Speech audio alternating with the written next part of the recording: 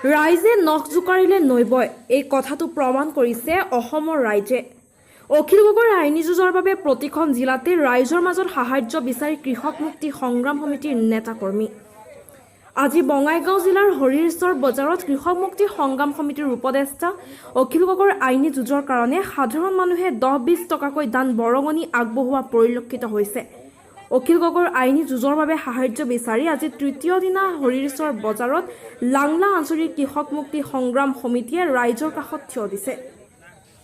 সকলো জাতি জনগোষ্ঠীৰ মানুহে যথেষ্ট সহায় আগবঢ়াইছে।